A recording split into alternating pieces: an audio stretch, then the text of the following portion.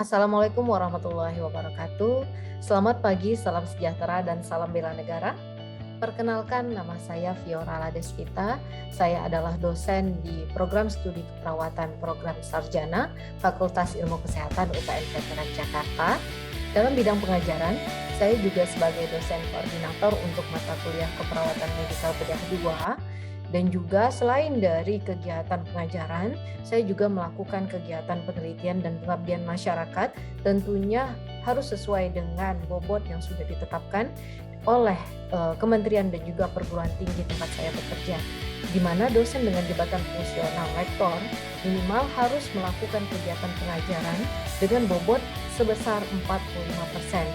Kemudian untuk kegiatan di bidang penelitian dengan bobot minimal 35%, dan juga untuk kegiatan di bidang pengabdian masyarakat dan penunjang minimal masing-masing 10%. Selaku dosen koordinator keperawatan medikal bedah 2, saya selalu mengawali perkuliahan tentunya dengan kontrak program perkuliahan terlebih dahulu kepada mahasiswa. Berikut saya lampirkan rekaman kontrak program perkuliahan untuk mata kuliah keperawatan medikal bedah 2 dilanjutkan dengan video rekaman proses pembelajaran. Terima kasih. Assalamualaikum warahmatullahi wabarakatuh. Selamat pagi. Salam bela negara. Baik, kita mulai ya. Bismillahirrahmanirrahim. Assalamualaikum warahmatullahi wabarakatuh.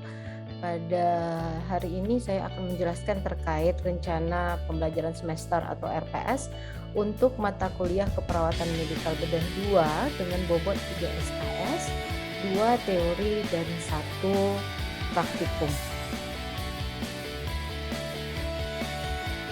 Baik, untuk tim dosen pengembangan RPS sendiri terdiri dari Ibu Santi, saya, Ibu Mareta, dan Ibu Cut dengan koordinator mata kuliah, saya sendiri. Kemudian untuk CPL Prodi yang dibebankan pada mata kuliah keperawatan medikal bedah 2 adalah untuk segi sikap bertakwa kepada Tuhan Yang Maha Esa, menunjukkan sikap profesional, prinsip etik dan perspektif hukum dan budaya dalam keperawatan. Kemudian diharapkan nanti mahasiswa mampu memahami dan menguasai ilmu keperawatan dan kesehatan matra untuk melakukan asuhan keperawatan berdasarkan pendekatan proses keperawatan. Dan juga untuk CPL selanjutnya, CPL Prodi yang akan dicapai untuk mata kuliah keperawatan medikal bedah adalah mahasiswa mampu memberikan asuhan keperawatan secara profesional pada tatanan lab dan lapangan atau klinik.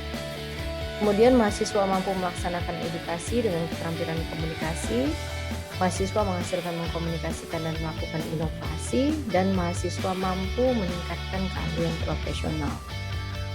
Untuk tujuan pembelajaran sendiri atau capaian pembelajaran mata kuliah keperawatan medikal bedah ini ada 6, di mana mahasiswa mampu melakukan simulasi asuhan keperawatan dengan kasus pada 4 sistem endokrin, imunologi, pencernaan, dan perkemihan. Kemudian mampu melakukan simulasi pendidikan kesehatan.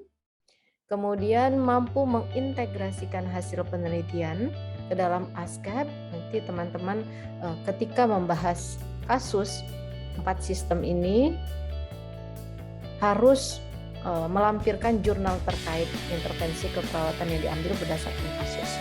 Kemudian yang keempat, melakukan simulasi pengelolaan asuhan keperawatan pada sekelompok pasien dengan gangguan keempat sistem tadi, melakukan fungsi advokasi dan mendemonstrasikan intervensi keperawatan. Sehingga nanti yang diharapkan mahasiswa juga memahami anatomi fisiologi, patofisiologi sistem endokrin. Ini merupakan sub CPMK untuk mencapai capaian pembelajaran atau tujuan mata kuliah ini. Jadi ada 6 ya. Untuk metode pembelajaran yang kita lakukan selama mata kuliah keperawatan medikal bedah ini adalah collaborative learning, case-based learning, kemudian nanti ada kita membuat project, sehingga metode yang kita gunakan juga project-based learning, serta ada praktikum laboratorium. Jadi ada case-based, ada collaborative learning, project based learning, dan juga praktik laboratorium. karena di masa pandemi ini, jadi untuk praktik laboratorium kita lakukan secara daring. Namun nanti ketika sudah masuk perkuliahan akan kita praktekkan secara luring dan juga nanti ada OSCE KMB 2. Untuk bahan kajian meliputi anatomi fisiologi, kimia fisika, biokimia, serta patofis, farmako, dan terapi BIT, sistem endokrin, imunologi, pencernaan, perkemihan. Kemudian untuk BPH termasuk ke sistem reproduksi. Kemudian nanti teman-teman juga akan mempelajari bagaimana mempersiapkan ASKAP, menyusun media edukasi kesehatan, dan menggunakan atau mengintegrasikan hasil-hasil penelitian dan hasil-hasil pengabdian masyarakat ke dalam pembelajaran ini dalam proses pembuatan edukasi kesehatan atau media edukasi. Untuk praktek nanti kita akan mempelajari pengukuran ABI, pemeriksaan GDS, injeksi subkutan, pemasangan NGT, bilas lambung, restriksi cairan, melakukan enema, colostomy care, pemasangan kateter urin, dialisis, irigasi bladder, hingga manajemen nyeri dan pemeriksaan CCT. Untuk daftar pustaka sendiri, selain dari daftar pustaka utama, teman-teman juga bisa melihat hasil dari penelitian dan kegiatan abdi mas dosen. Di sini ada tim KMB, saya beserta Ibu Santi, Ibu Eva, dan juga Ibu Diatika, kemudian tim dosen lainnya. Silahkan nanti teman-teman merujuk ke sini. Kemudian ini bisa diklik ya, yang untuk DOI-nya silahkan.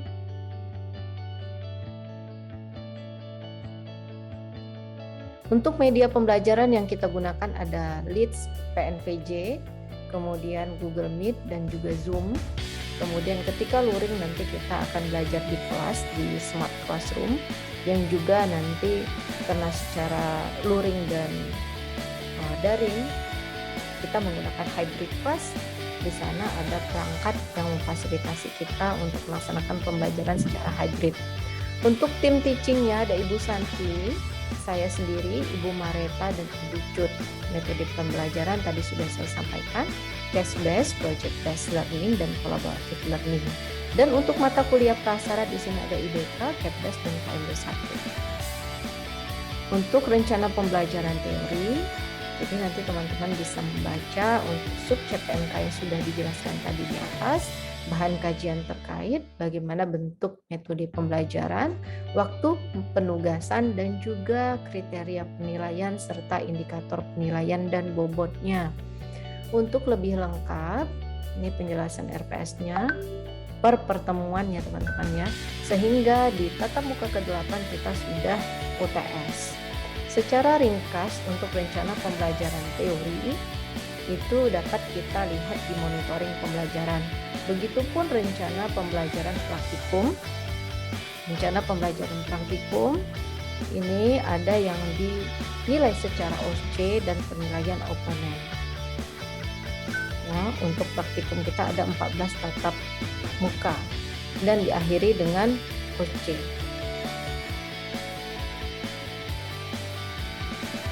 Pada tanggal 31 Maret 2022. Berikut untuk monitoring perkuliahan. Pertemuan tatap muka pertama ini adalah eksplor kasus asuhan keperawatan pasien DM dengan saya sendiri. Dilanjutkan pertemuan kedua, eksplor kasus asuhan keperawatan pasien sirosis hepatis dengan Ibu Cut. TM yang ketiga, tatap muka ketiga, membahas ASCAP appendicitis oleh Ibu Mareta. TM yang keempat, eksplor kasus asuhan keperawatan kanker kolorektal oleh saya. Hingga nanti di TM ke-7 akan ada kelas besar dengan dosen tamu Pak Wantonoro. TM ke-8 kita akan melaksanakan ujian formatif. Kemudian dilanjut TM 9 akan ada kelas besar kelompok.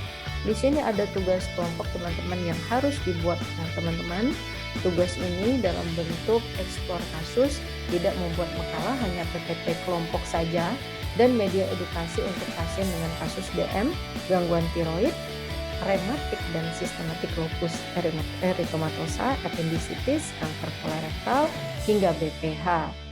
Tujuan dari penugasan ini teman-teman agar teman-teman mampu untuk melakukan simulasi pemberian asuhan keperawatan, khususnya mengedukasi, memberikan pendidikan kesehatan kepada pasien dengan gangguan pada kasus DM, gangguan tiroid, hingga BPH. Waktu pelaksanaan tugas berada pada TM 1 hingga 7, TM 9 hingga 15. Waktu penyerahan tugas hari H atau pada TM terkait, dan revisi dilakukan 1 minggu setelah hari H. Untuk uraian tugas, nanti teman-teman akan dibagi menjadi 6 kelompok, dan sebelum pertemuan, kelompok mempelajari kasus yang dibagikan dan berdiskusi untuk menyusun PPT ASKA yang meliputi poin-poin ini, mulai dari anatomi, fisiologi sistem, hingga media edukasi. Dengan ketentuan untuk media edukasinya berisi informasi disertai dengan gambar topik terkait minimal 10 halaman. Dan saat pertemuan, kelompok melakukan presentasi menggunakan media presentasi PPT serta mempresentasikan media edukasinya. Masing-masing kelompok diberikan waktu 30 menit untuk presentasi dan 5 menit untuk sesi tanya jawab. Berikut untuk pembagian kasus untuk 6 kelompok ya. Kelompok 1 sistem endokrin membahas kasus DM dan juga Jadi nanti sewaktu teman-teman mempresentasikan kasus akan ada pertanyaan yang diberikan oleh anggota kelompok lain dan juga dosennya. Jadi interaksinya terlihat ketika diskusi kasus dan juga pada akhir akan ada penjelasan dari dosen.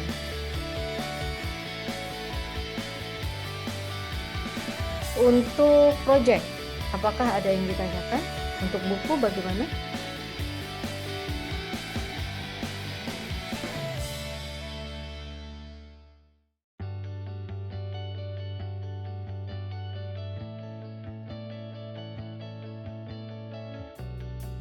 Untuk buku bagaimana? Apakah sudah si pen? Si pen? Untuk buku masih belum Ibu. Belum. Sampai di mana sekarang? Kemarin itu kami masih bingung gitu Bu untuk pembagiannya, karena kemarin itu kan baru ngumpulin buklet tiap kelas. Nah waktu pas mau mulai itu bingung mau mulainya kita itu nyusun materinya di Word gitu atau kita nyatuin semua bukletnya gitu Ibu. Ya, untuk soft copy dari masing-masing media edukasi ini apakah sudah dikumpulkan ke setiap sipen? Karena setiap soft copy media edukasi harus dikumpulkan kepada sipen sehingga nanti sipen bisa mengubah backgroundnya menjadi warna putih dan juga bisa disamakan formatnya dan kemudian dijadikan satu bundel buku. Untuk soft copy-nya semua sudah dikumpulkan Ibu. Mungkin untuk pembentukan bukunya masih agak lama selesainya Bu, karena juga potong sama kemarin itu UAS sama praktik rumah sakit juga Ibu. Baik, berarti ini bisa diselesaikan nanti sebelum masuk semester ganjil ya. Ganjil itu bisa mulai di 15 Agustus. Karena ini merupakan program akhir atau proyek akhir dari kelas sehingga nanti tidak ada lagi hutangnya. Begitu ya. Baik Ibu. Baik, teman-teman ada yang mau ditanyakan? Sampai di sini ada yang mau ditanyakan? Dari saya sudah cukup Ibu. Baik, terima kasih. Oke, Haris. Baik, terima kasih teman-teman. Boleh menyalakan videonya, akan saya screenshot. Risma, Humaida, Rahma, Clarissa, Siva, Zahra, Nita, Nur Alfida, Eva. Ya baik, silakan berikan senyuman semangatnya. Saya screenshot. 1, 2, 3. Baik teman-teman, terima kasih atas waktunya. Baik, terima kasih. Assalamualaikum warahmatullahi wabarakatuh. Selamat malam. Waalaikumsalam. Terima kasih juga Ibu. kaliumnya 3,5 mmol per L, dan kloridanya 98,1%. Pemeriksaan albumin total 5,6 G per DL, albumin 2,6 G per DL, dan globulin 3,0 G per DL, sedangkan uren 38 mg per DL dan kreatinin 0,47 mg per DL. Terapi medis pasien mendapatkan infus NaCl 0,5-nya, yaitu berat badan 48 kg, tinggi badan 164 cm, IMT-nya 17,8. Hasil pemeriksaan patologi anatomi terdiagnosa kanker kolon stadium 3D. Pasien pernah mendapatkan Akibatnya apa, Bu? Ya, akibatnya pasien bisa perburukan, lama-lama bisa meninggal. Ini dia tampilannya ya, ini laparotomi, cuman di kasus kita di sini banyak pengeluaran pus. Pasiennya sudah infeksi. Harusnya ini dibelek lagi, kemudian dibersihkan, baru dibuat stoma kembali. Begitu. Baik teman-teman, sampai di sini ada yang mau ditanyakan?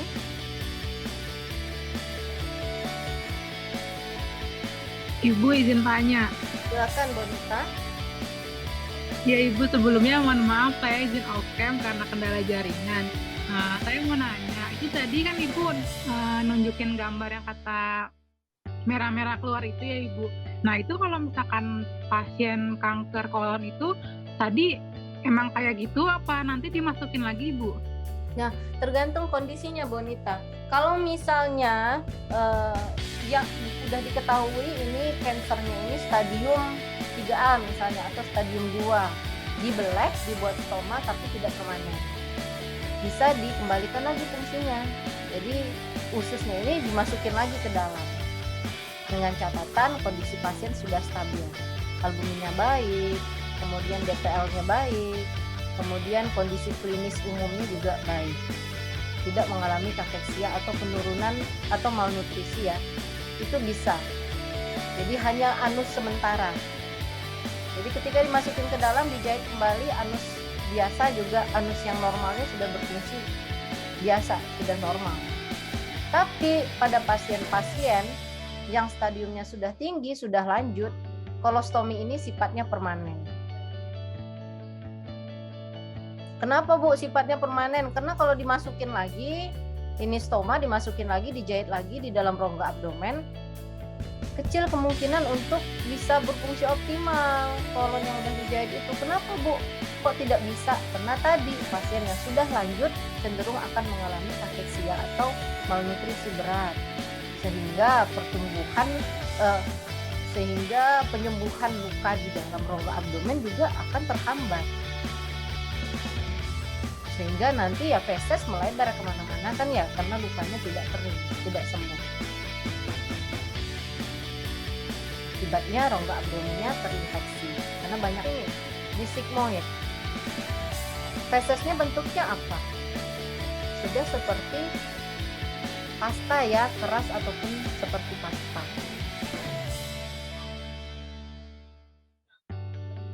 Jadi beda-beda. Kalau di sini juga masih agak cair, tapi masih ada ampasnya.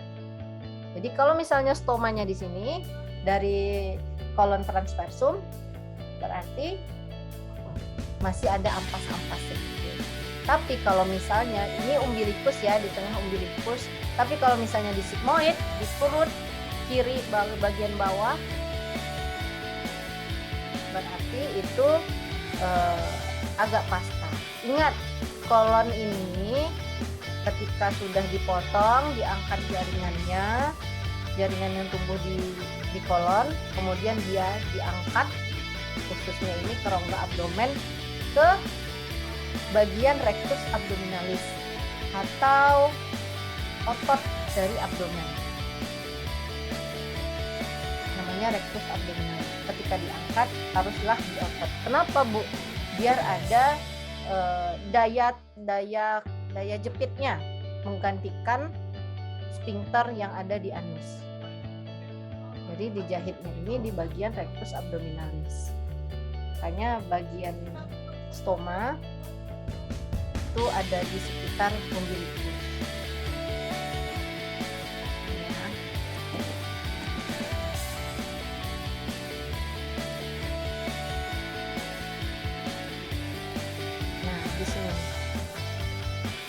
Makanya bagian stoma itu adanya di sekitar sini. Ini umbilikus, adanya di sekitar sini. Adanya di sekitar sini. Di umbilikus ya, adanya di sekitar sini. Nah, ini tergantung. Kalau fesesnya lunak, berarti dia bisa jadi yang jaringannya ini si jaringan cancer atau tumor ini tumbuhnya di sini. Nggak mungkin dia ada di sini. Kalau ada di sini berarti dokternya salah bedah. Baik, ada yang mau ditanyakan teman-teman? Ibu maaf mau izin tanya. Silakan Salma. Tapi kira-kira bisa nggak ya Bu kalau kedeteksinya di stadium 1 gitu Bu?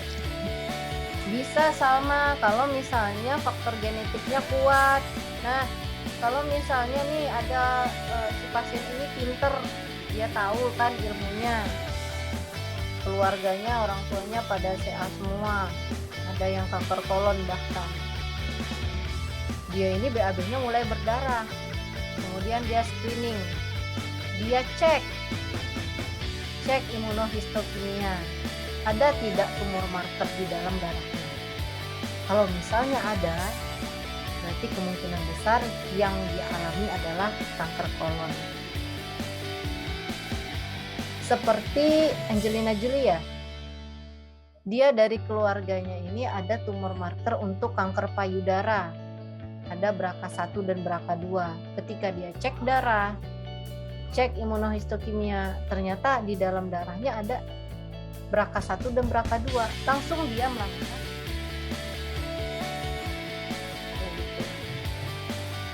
Baik, sampai di sini ada yang mau ditanyakan teman-teman? Ibu mau tanya lagi, kalau misalnya lagi posisi sholat itu berarti sama aja Bu kayak lagi berdiri gitu vertikal? Iya betul, vertikal. Jadi jatuhnya itu seperti ini. Di sini dianya. Kalau pasiennya bisa jalan ya,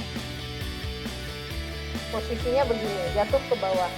Karena pasien yang bisa jalan, dia bisa secara mandiri membersihkan kolostominya.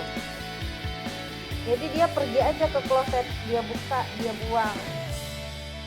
Kemudian dia bersihkan, cuci, kalau ada lidi kapas dimasukin lidi kapas ke dalam sini.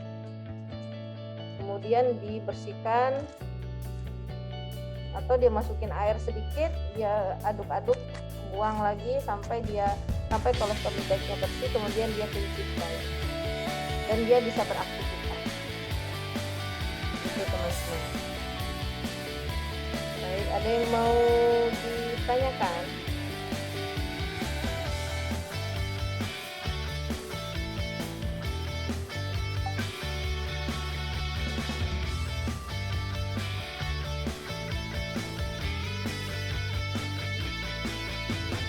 Ditanyakan. Jadi Ibu, izin bertanya. Berarti kalau tindakan ini hanya boleh dilakukan oleh perawat atau misalnya kalau pasiennya udah pulang ke rumah bisa dilakukan oleh keluarganya atau bagaimana Bu? Iya, bisa dilakukan oleh keluarganya dan kita harus mengajarkan pasien. Jangan biarkan pasien tidak mengetahui bagaimana cara perawatan kolostomi. Pasien-pasien di luar negeri itu sudah warna-warni untuk kolostomi bagnya. Mereka sudah bergaya-gaya, jadi nggak ada lagi pasien yang terpasang kolostomi ini pasien yang lemah juga. Jadi kita harus mengajarkan keluarga dan yang paling penting itu mengajarkan si pasien. Orang sudah biasa saja untuk mengganti.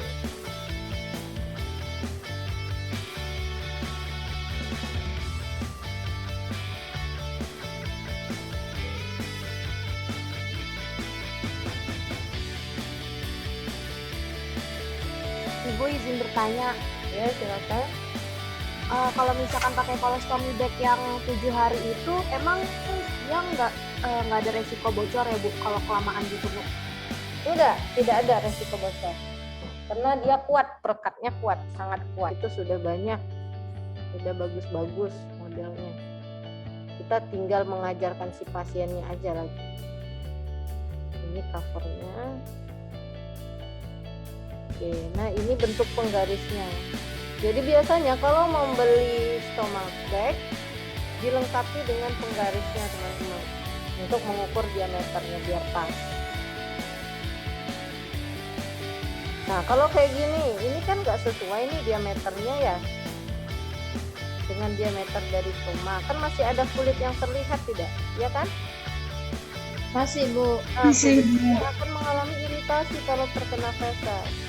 Jadi tidak boleh berlebih, ya tidak boleh kurang, ya tidak boleh kelebihan diameternya, harus disesuaikan dengan diameter dari stoma.